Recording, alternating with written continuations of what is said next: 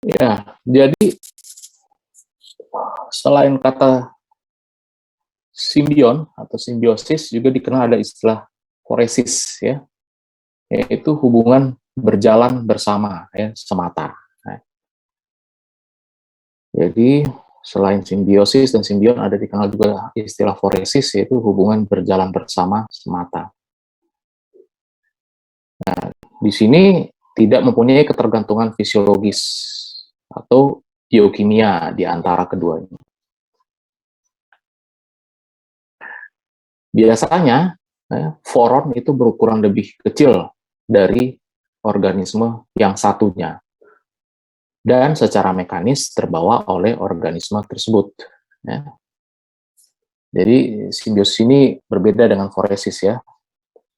Kalau foresis ini tidak mempunyai ketergantungan fisiologis atau biokimia ya di antara keduanya ya. Jadi dia hanya terbawa secara mekanis. Contoh spora jamur yang menempel di permukaan kaki serangga ya, lalat Dermatobia hominis yang menumpang di bawah kulit hewan berdarah panas tanpa merugikan hewan tersebut.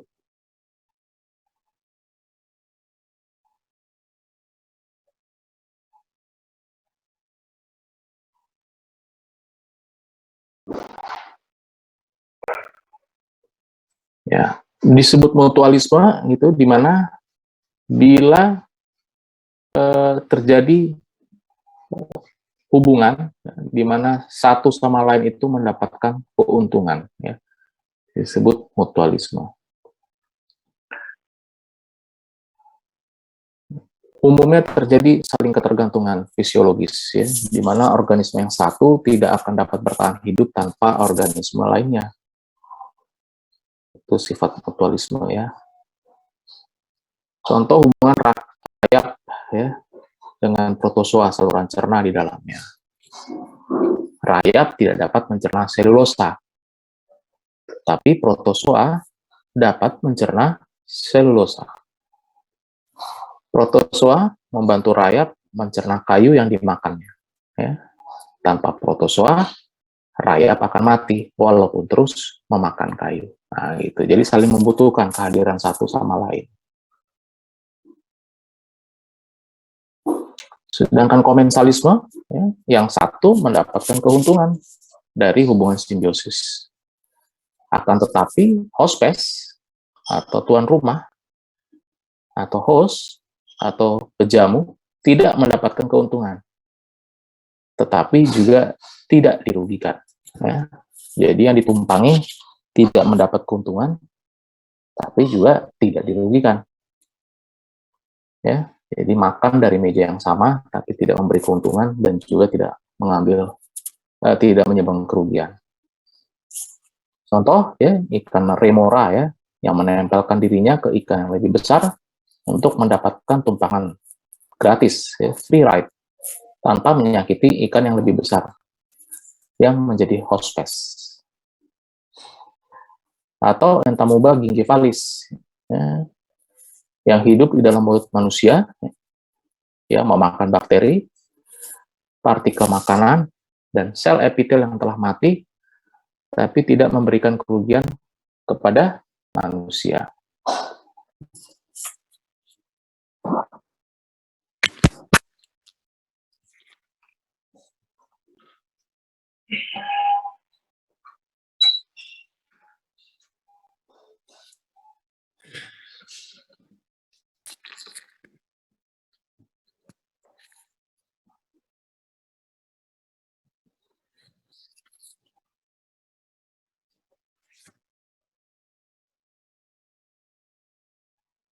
Nah, sedangkan parasitisme, ini yang mau kita pelajari ya, adalah hubungan di mana organisme yang menumpang ini merugikan hospes. Ya.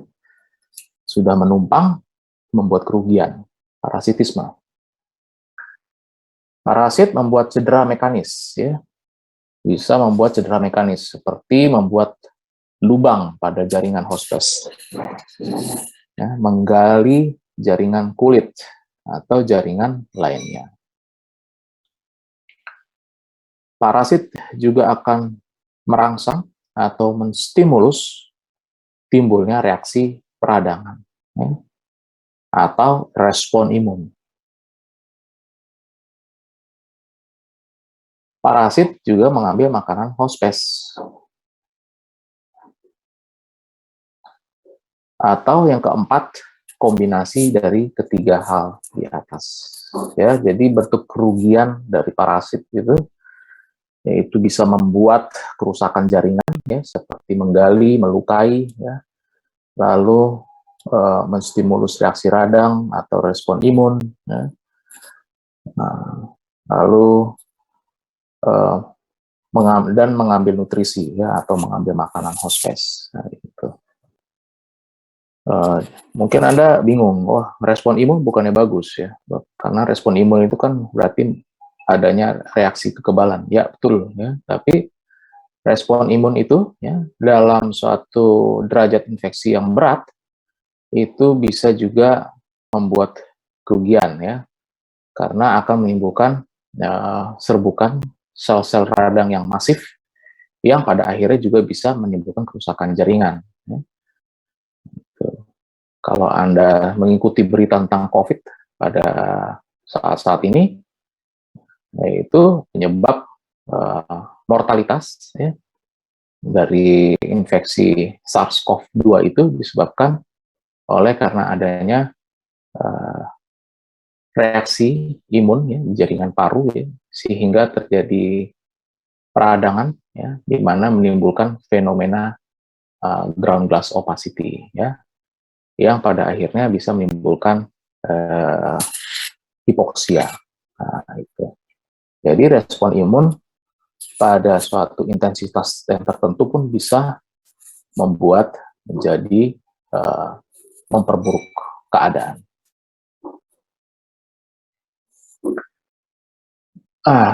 Jenis parasit berdasarkan tempat tinggal, ya.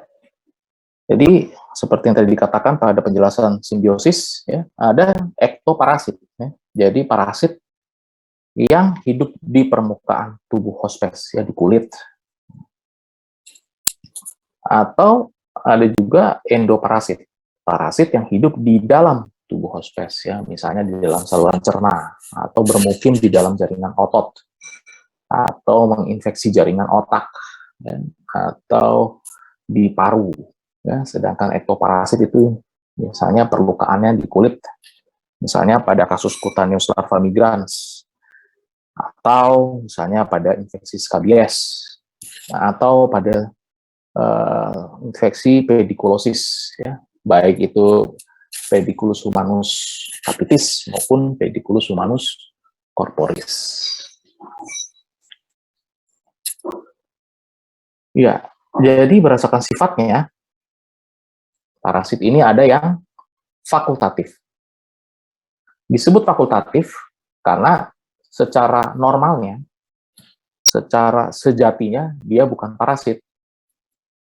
Tapi bisa menjadi parasit bila secara tidak sengaja termakan, atau terminum, atau tertelan, atau terhirup masuk ke dalam tubuh. Ya.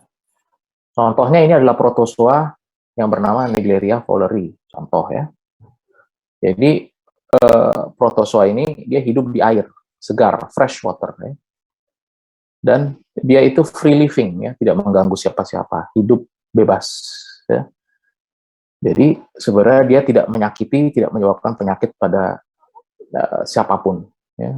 Sampai ada manusia yang tidak sengaja berenang di sumber air, ya, atau di genangan air tersebut karena dilihat segar, tiba-tiba manusia itu mengalami suatu gangguan kesehatan, ya, oleh karena Naegleria fowleri tanpa sengaja terminum atau masuk, ya, sehingga bisa menyebabkan atau manifestasi klinis yang berat.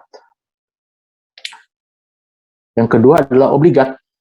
Nah, ini baru parasit yang sejati, ya, the true parasite, ya. Dia tidak dapat hidup atau tidak dapat merampungkan daur hidupnya tanpa melakukan parasitisme. Jadi dia ini tidak akan bisa bertahan hidup, ya, tidak bisa membuat keturunan, ya, menghasilkan progeni, bila tidak melakukan simbiosis parasitisme. Memang dia membutuhkan, ya. Jadi proses evolusi yang dijalani oleh nenek moyangnya menghasilkan sebuah spesies yang bila ingin bertahan hidup atau melestarikan kehidupannya harus melakukan suatu parasitisme.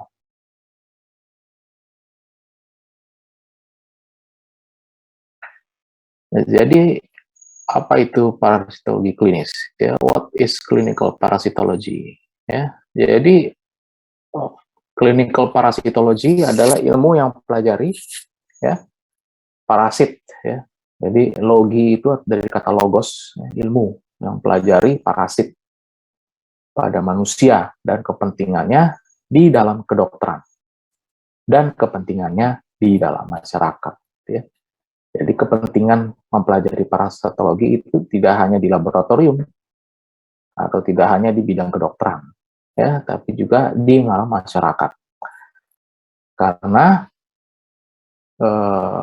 bila mana standar higienitas atau sanitasi masyarakat menurun, ya, atau bila mana environment itu kurang mendukung, ya, untuk manusia, maka sewaktu-waktu penyakit yang disebabkan parasit itu bisa menjadi suatu epidemi, bahkan menjadi endemi, ya, dalam skala yang lebih besar bila tidak ditangani dengan baik.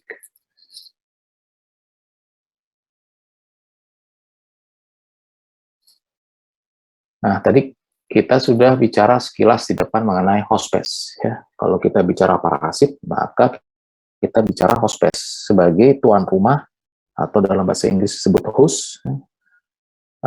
Atau juga dalam bahasa Indonesia selain tuan rumah bisa juga disebut sebagai pejamu, ya, sebagai yang menjamu, gitu. Nah, hospes ini ada hospes definitif. Jadi hospes definitif adalah hospes, ya, atau tuan rumah yang diperlukan parasit untuk mencapai kematangan seksual, ya.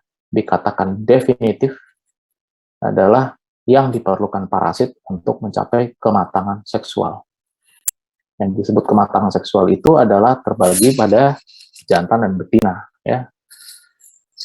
Di mana nanti terjadi gamet antara jantan dan betina dan menghasilkan keturunan.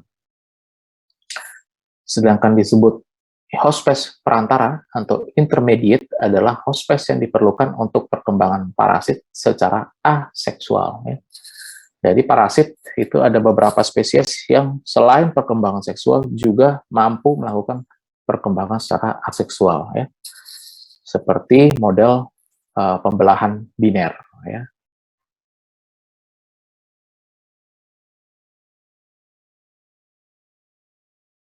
Hospes paratenik atau transport adalah hospes yang diperlukan parasit untuk tetap hidup tanpa melakukan tahap perkembangan.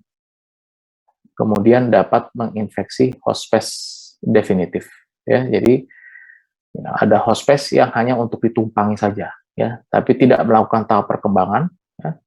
Kemudian dapat menginfeksi hospes definitif, ya. Walaupun ini jarang, ya. Biasanya hospes yang dalam parasitologi itu adalah yang definitif dan yang intermediate. Ada juga hospes reservoir, ya. Ini adalah hospes, ya, biasanya hewan yang mengandung infeksi yang dapat ditularkan kepada manusia.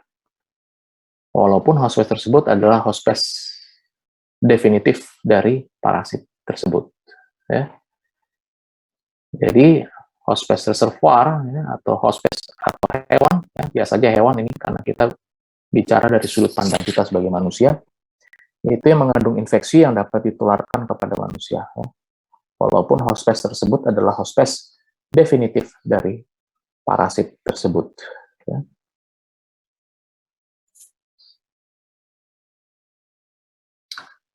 Contoh, ya, adalah tikus, ya, dan Trichinella spiralis, ya, atau anjing dan uh, parasit dari genus Leishmania, ya. Lalu ada juga armadillo, ya, dan Trypanosoma cruzi.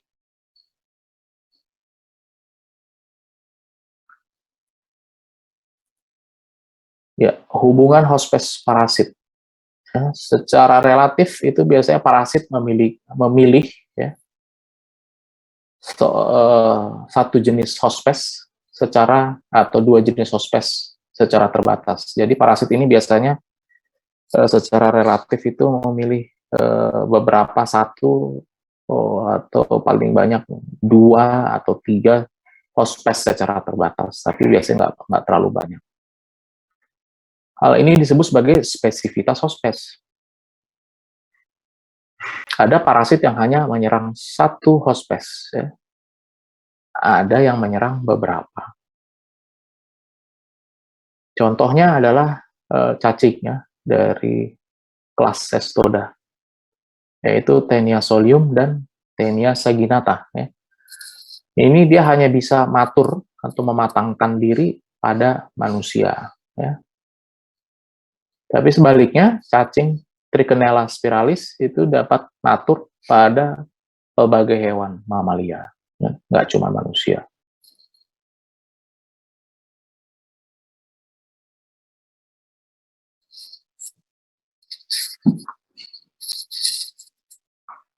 Oleh karena itu, ya, oleh karena parasit ini bisa melibatkan berbagai hospes selain manusia, ya, bisa melibatkan hewan, maka terjadilah ada yang disebut sebagai kerentanan atau susceptibility. Ya, susceptibility against few hosts. Ya, jadi kerentanan terhadap beberapa hospes, ya, dalam menghadapi parasit yang melahirkan konsep zoonosis. Ya.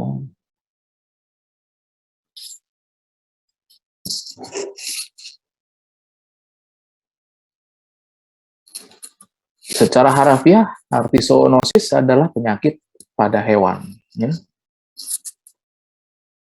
Jadi, saat ini, ya, arti dari zoonosis itu berkembang menjadi penyakit pada hewan yang dapat ditularkan ke manusia. Ya.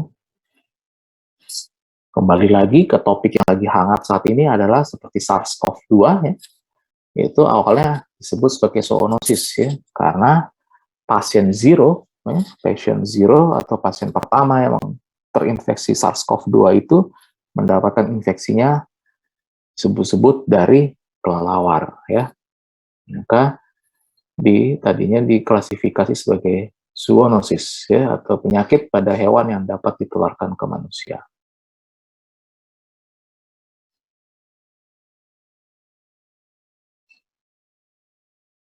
Jadi sumber penularan, ya, selain dari hewan, dari mana lagi sih kita bisa terinfeksi parasit?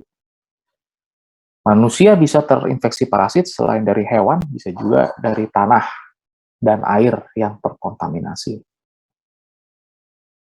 Bisa juga dari makanan, ya, yang terkontaminasi parasit. Ya, parasit yang biasanya kalau dari makanan ini yang belum matang, imatur tapi infektif. Infektif ini artinya bersifat menginfeksi, ya, infeksius, jadi bisa menginfeksi. Atau juga bisa tertular dari serangga penghisap darah. Atau bisa tertular dari hewan, ya. Tadi, ya, kita bicara konsep zoonosis, ya. Hewannya bisa hewan domestik. Hewan domestik itu artinya hewan peliharaan atau hewan yang berada di sekitar kita, ya, seperti anjing atau kucing, ya. Atau livestock, ya, hewan-hewan ternak seperti kambing, ya, atau domba, sapi, babi, ya. Atau hewan liar, ya, yang mengandung parasit. Atau bisa juga dari sesama orang lain, ya. Bisa juga dari pakaian, spray tempat tidur, ataupun lingkungan tempat tinggal, ya. Lalu bisa juga diri sendiri, ya, auto infection, ya, bisa. Misalnya si manusia itu awalnya sudah terinfeksi oleh spesies cacing kremi, ya, Enterobius vermicularis, ya, yang biasanya menyebabkan gatal-gatal pada daerah dubur, ya, Oleh karena gatal yang sangat hebat, ya, pruritus ani, maka secara refleks pasien akan menggaruk daerah dubur, ya, sehingga telur-telur dari enterobius vermicularis itu masuk ke sela-sela kuku, ya. Lalu dari sela-sela kuku, sudah menempel di sela kuku, tidak cuci tangan, ya, tidak membersihkan tangan dengan baik, lalu bisa terhirup kembali oleh karena telur-telurnya itu sangat ringan dan kecil-kecil, lalu bisa menginfeksi lagi diri sendiri. Ya, auto infection itu juga dimungkinkan sebagai sumber atau source of infection. Kalau udah masuk, udah bicara sumber, maka udah lagi pintu masuk, ya. Port of entry, ya, atau port d'entrée, orang Prancis bilang. Jadi pintu masuk infeksi ini bisa dari mulut, ya. Ini yang paling sering. Tidak sengaja termakan, ya, nggak ada yang sengaja ingin menelan parasit, ya. Kalau orang normal biasanya paling seringnya tidak sengaja termakan atau terminum. Lewat luka, ya, ada luka, biarkan tidak dibersihkan, bisa masuk. Terhirup, bisa juga inhalasi, ya. Lalu bisa ditularkan dari ibu ke janin, ya, lewat transplasenta. Atau bisa juga ditularkan lewat air susu ibu, ya, transmammary. Atau bisa juga ditularkan melalui hubungan seksual, ya. Lalu ada satu lagi, yaitu secara iatrogenik. Ya, biasanya pada zaman dulu ini, ya, bukan zaman sekarang. Kalau zaman sekarang biasanya udah mulai bagus, ya, udah insidensinya pun udah sangat kecil, ya. Iatrogenik itu biasanya lewat instrumen-instrumen medis, ya, lewat tindakan-tindakan medis bisa tertular, ya. Tapi ini dulu pada saat era perkembangan teknologi kedokteran.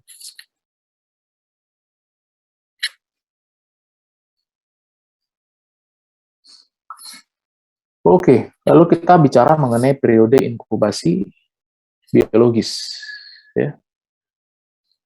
Periode inkubasi biologis ini biasanya ditandai dengan adanya exposure, ya, masuknya masuknya organisme ke dalam tubuh, ya. Jadi tubuh atau host space itu terpapar, ya, atau terexposure oleh organisme parasit, ya, masuk ke dalam tubuh. Tapi baru sampai masuk aja, ya. Disebut infeksi itu bila sudah masuk, lalu mulai melakukan perkembangan, ya, melalui melakukan tahap perubahan morfologis atau pengembangan morfologis.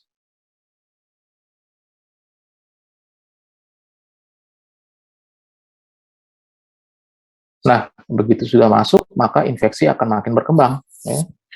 Parasit yang masuk ke dalam tubuh dapat secara pasif, ya, atau aktif bergerak menuju lokasi, kemudian menjadi matur, ya, dan menghasilkan progeni atau keturunan, ya.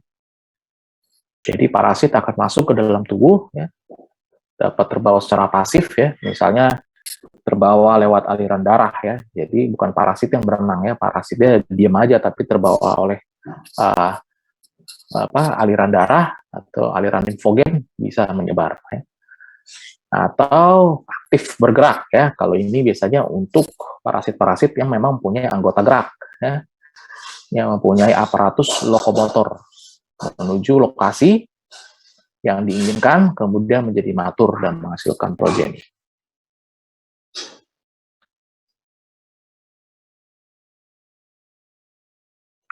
Nah, kalau tadi udah awal, maka ada akhir periode inkubasi biologis.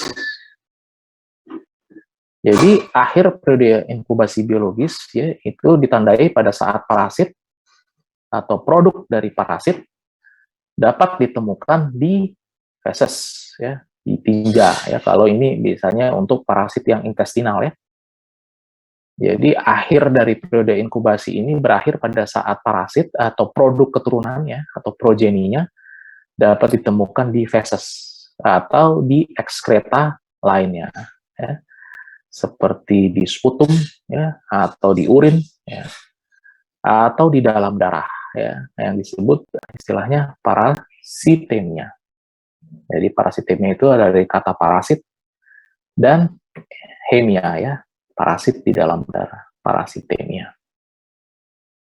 Jadi untuk membuktikan, ya, membuktikan kehadiran parasit ini memerlukan prosedur diagnostik, ya.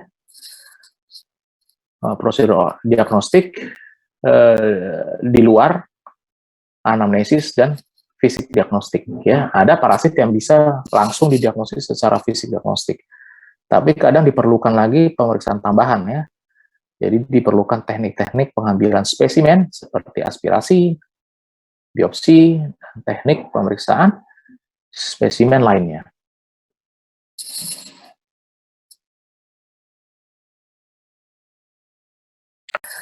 Nah, itu adalah basic dan terminologi yang umumnya dipakai di parasitologi, ya. Jadi kalau kita ngomongin parasitologi, selama nanti ada beberapa tahun ini di kuliah, apa sih cakupan atau skop dari parasitologi? Jadi skop dari parasitologi itu meliputi helmintologi, ya. Helmintologi itu adalah ilmu yang pelajari parasit, ya, dari filum helmin, ya, atau cacing. Lalu ada protozoologi, ya, ilmu yang pelajari parasit dari filum protozoa. Lalu ada entomologi, ya, ilmu yang pelajari parasit dari hewan dari filum hewan berbuku-buku, ya, atau beruas-ruas atau entomon.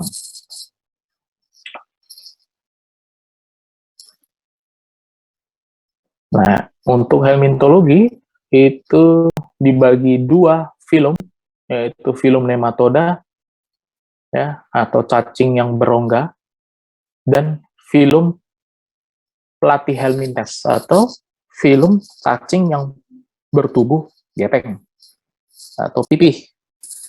Di mana filum platyhelminthes ini dibagi menjadi dua kelas, yaitu kelas trematoda, ya, yaitu cacing yang bertubuh gepeng tapi pendek-pendek, ya, atau disebut sebagai fluke atau cacingnya seperti daun, dan kelas cestoda, ya, cacing yang bertubuh gepeng namun panjang-panjang, ya, seperti pita, ya.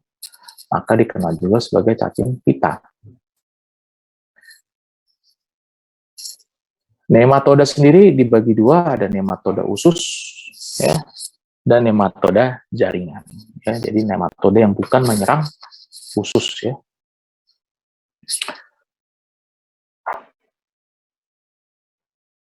Nematoda usus itu ada ini, ya, nanti bisa Anda pelajari, ya, nanti bisa Anda mulai baca-baca. Ada Ascaris, ada Toxocara, ada Ancylostoma, ya. Ascaris ini ada cacing gelang, Toxocara ini cacing bukan pada manusia, ya, tapi pada anjing maupun kucing. Ancylostoma ini adalah cacing tambang, Strongyloides stercoralis, Trobius vermicularis, ya, cacing kremi, Trichuris trichiura, cacing cambuk, dan Trichinella spiralis, dan Capillaria philippinensis.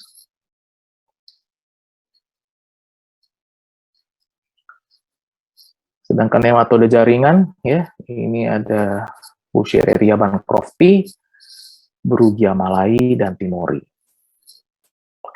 Lalu itu yang tiga teratas itu adalah, ya, nematoda jaringan limfatik, ya. Lalu tambahannya adalah nematoda jaringan bukan jaringan limfatik seperti loa-loa, Dirofilaria imitis, Dracunculus medinensis, dan Gnatostoma spinigerum.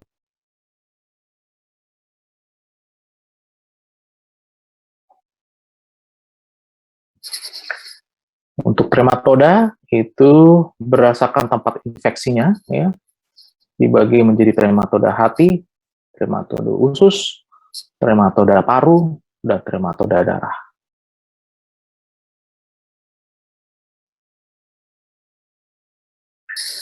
Trematoda hati ada Plonorsis sinensis, Opistorchis viverini, dan Fasciola hepatica.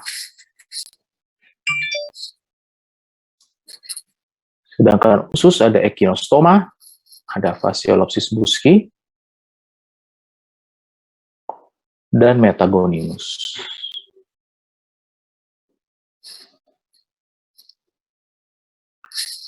Untuk trematoda paru itu yang diajarkan Paragonimus westermani.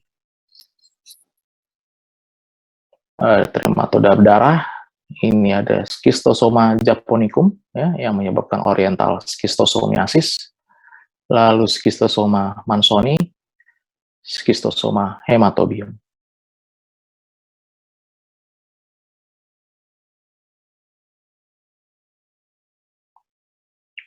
Untuk cestoda itu ada dua ordo Pseudophilidea dan Cyclophilidea.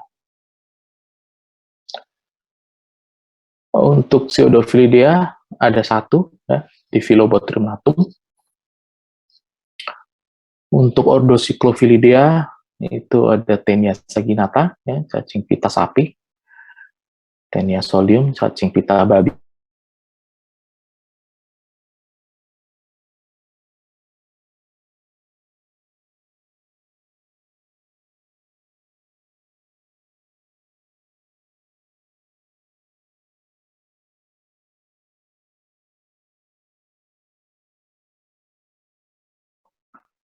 Sedangkan untuk protozoologi itu ada kelas Rhizopoda, Flagellata, dan Ciliata. Lalu Sporozoa. Dari Rhizopoda ada Entamuba histolytica yang menyebabkan disentri, Entamuba coli, Endolimax nana, dan Yodamuba buchili.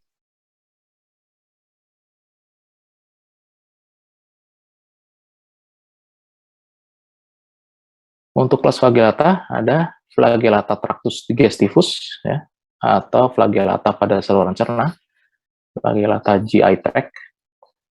Lalu ada juga Flagellata urogenital tract atau Flagellata tractus urogenital. Lalu ada juga Flagellata darah dan jaringan, blood and tissue.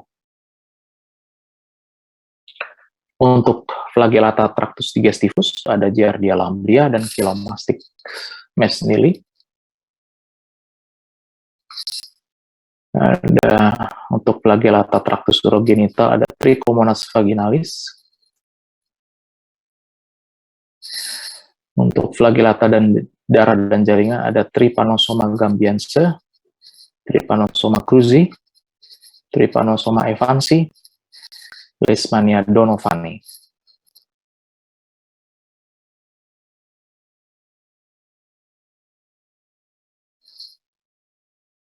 Dari Ciliata ada Balantidium coli,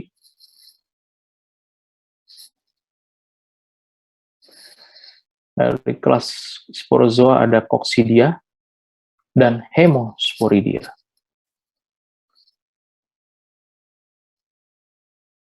Dari kelas Coccidia itu ada Toxoplasma gondii, ya, parasit yang ditularkan oleh kucing, ya, karena sebenarnya ini adalah parasit yang menjadikan kucing sebagai host spesies definitifnya. Lalu Emeria spesies.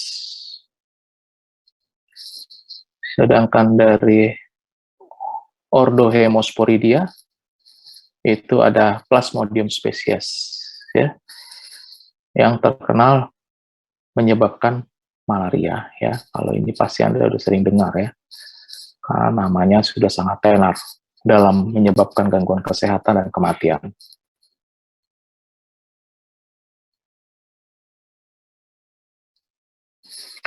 Sedangkan dari entomologi, ya, ada dari Crustacea, Silopoda, Arachnida, dan Insecta.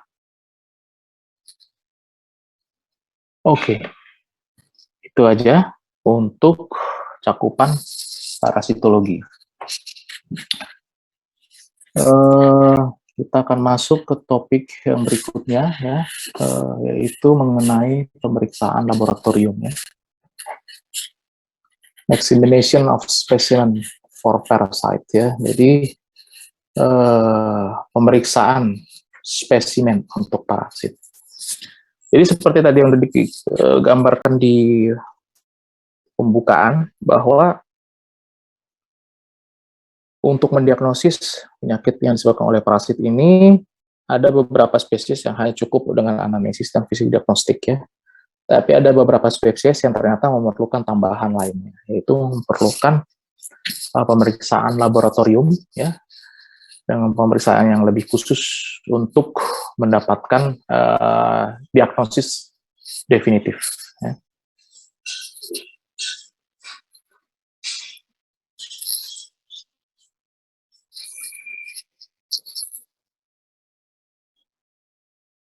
Jadi diagnosis laboratorium adalah merupakan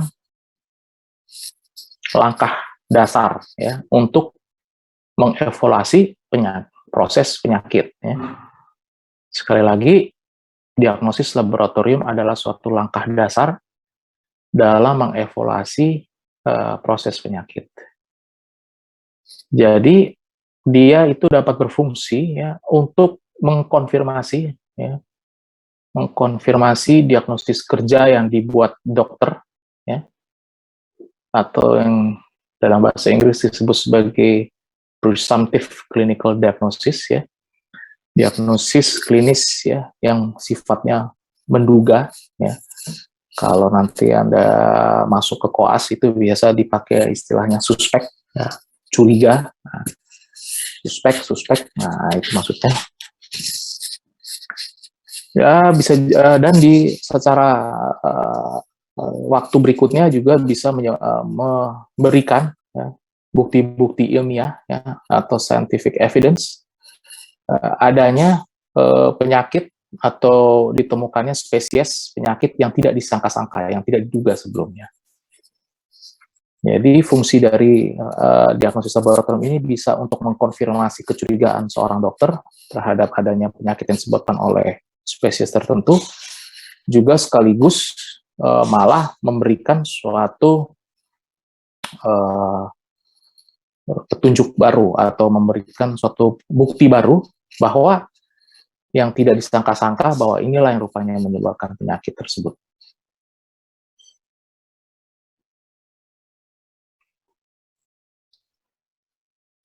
Jadi diagnosis laboratorium yang akurat itu membutuhkan pelatihan khusus, ya, keterampilan khusus, lalu penilaian yang rasional, ya, dalam mengenali bentuk parasit yang sebenarnya, dan kemudian dapat membedakan dari jenis-jenis atau artefak-artefak lain yang Anda temukan di dalam pemeriksaan, ya. Misalnya dalam Anda memeriksa spesimen di bawah mikroskop, ya, jadi Anda harus dapat membedakan, ya, mana yang Anda lihat ini adalah bentuk dari parasit atau ini adalah hanya sekedar sel atau sekedar kotoran atau hanya merupakan kristal sarcoidin ataupun hanya artefak oleh karena misalnya cairan fiksasi dari spesimennya itu mungkin terkontaminasi adanya corpus alienum. Nah itu, jadi untuk mendapatkan kemampuan ini harus diperlukan suatu training atau skill dan pengenalan akan morfologi, ya, sehingga dapat dikenali. Karena morfologi dari parasit ini biasanya berbeda atau bisa lebih kurang jelas, ya, antara buku yang ada di buku atau digambar oleh seniman atau ilustrator dengan yang kita lihat sesungguhnya di kenyataan, ya. Permisi dokter. Ya. Slide-nya belum pindah, dok. Slide-nya boleh pindah. Slide-nya masih yang tadi dok, masih yang parasitologi ya? Oh, oke. Sorry. Iya. Sorry ya, saya stop. Yes.